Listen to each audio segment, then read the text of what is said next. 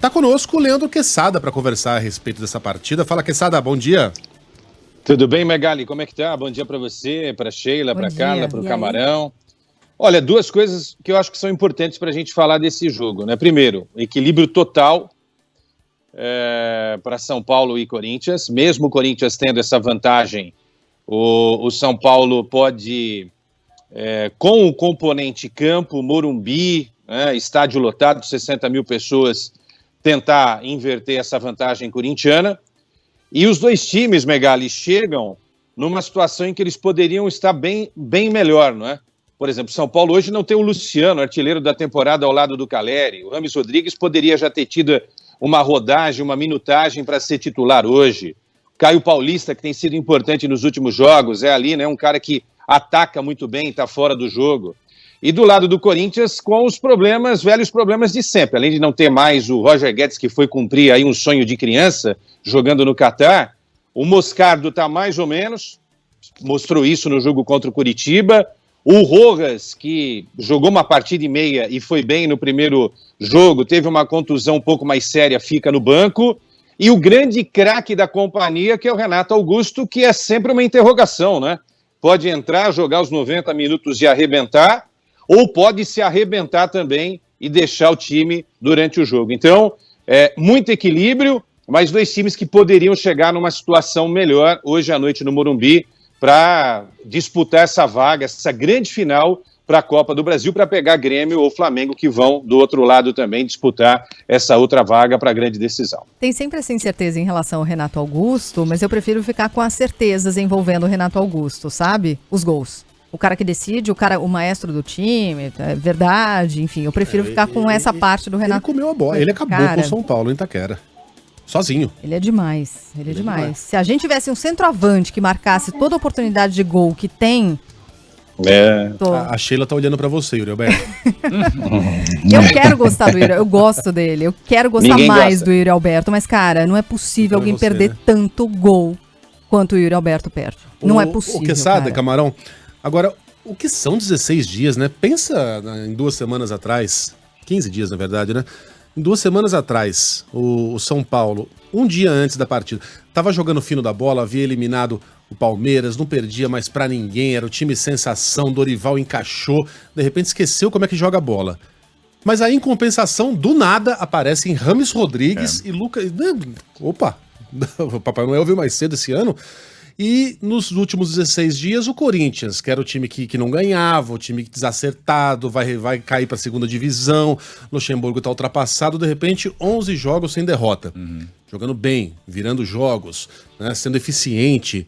Cara, quanta coisa acontece em 16 dias, Camarão? É verdade. E, em compensação, as 2 grandes contratações do Corinthians nessa janela são, aí sim, 2 grandes pontos de interrogação. Matias Rojas, o Paraguai que chegou do Racing, começou bem diante do América Mineiro, se lesionou contra o Bahia e não voltou mais ativa, entrou alguns minutos contra o Curitiba, mas está longe do ritmo ideal.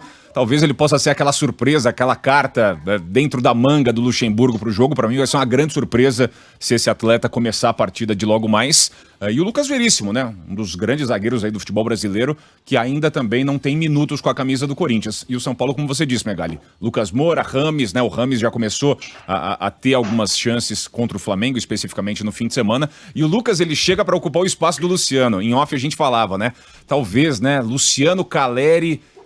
e Lucas Moura, como é que o Dorival vai encaixar isso para o jogo de volta? Seria uma dor de cabeça positiva, claro, mas uma decisão a ser tomada pelo Dorival. Sem o Luciano suspenso, é direto e reto. O Lucas entra na vaga dele para ser, né, o ponto de apoio do Caleri. Que cara que o Dorival ia colocar o Luciano no banco. O Luciano é artilheiro do time na Copa do Brasil, marcou o gol de empate com o Corinthians. Como é que ia botar o cara no banco? Ou seja, foi um presente que o Dorival ganhou, né? Presente de Deus, já diria o outro, né? Dos deuses da bola. O São Paulo, ele, né, falando estrategicamente, a gente conversava, né, Quesada, no Band News na área nessa semana. É o time que deve ter a bola, como teve em Itaquera, só que dessa vez deve empurrar ainda mais o Corinthians contra as cordas, né? Impulsionado pelo Morumbi. O comportamento do Corinthians acho que é o grande ponto, né? Como o Corinthians vai se comportar diante de um cenário em que o São Paulo vai ter volume, vai criar chances, vai se segurar, vai ter o contra-ataque, como vários times tiveram diante do São Paulo recentemente. Bahia, Atlético Mineiro, São Lourenço, alguns aproveitaram, outros não. Mas eu imagino um jogo assim muito claro antes do pontapé inicial. São Paulo com a bola, empurrando o Corinthians para trás, e resta saber como o Corinthians vai se comportar. Se vai ficar só lá, com o bumbum perto da trave, ou vai tentar jogar, vai tentar respostas em contra-ataques em algum momento. Quesada, 15 classificações para o Corinthians e 6 para o São Paulo em decisões de mata-mata. Tudo bem, é a história. Mas isso vale para jogadores que o Caleri olha e fala, não, meu, isso aqui não é comigo. Eu mais ganhei do que perdi do Corinthians. Ou isso exerce um peso nos atletas? Não, isso é legal para a estatística, para a gente entender a história, mas cada jogo é um jogo e pode ser também um momento de quebrar um pouquinho, diminuir essa escrita a favor do Corinthians, né? Mas acho que o jogo de hoje acho que tem que ser deixado de lado toda essa história, né? E o que o Camarão falou é o que a gente está imaginando que vai acontecer, né? O Corinthians atrás da linha do meio-campo, esperando o São Paulo e tentando num contragolpe buscar esse gol. Porque assim, os dois cenários hoje, se o Corinthians faz 1-0, ele complica de vez a chance do São Paulo. Se o São Paulo faz 1-0, o Corinthians também não vai poder ficar ali, né, só na defesa, esperando o tempo passar, porque ele vai ser engolido pelo São Paulo. Então, quer dizer, é um jogo de muita estratégia, mas assim, com o Corinthians mais preocupado em se defender, tanto é que o Fagner talvez nem inicie o jogo. Provavelmente o Luxemburgo coloque um outro zagueiro para atuar ali pela lateral direita, que é o uruguaio Bruno Mendes, para justamente parar o São Paulo naquele setor, né? Hoje, por exemplo, a marcação em cima do Lucas Moura vai ser uma marcação muito bem realizada, porque hoje o Lucas Moura hoje é o cara do São Paulo. Como a Sheila falou, se o Renato Augusto é o cara do Corinthians, o Lucas Moura hoje é o cara do São Paulo para tentar essa classificação. Vai ser um dos grandes jogos da temporada. Não vamos puxar sardinha só porque a gente está aqui em São Paulo, não, mas São Paulo e Corinthians certamente vão fazer um jogo que São Paulinos e corintianos não vão esquecer tão cedo.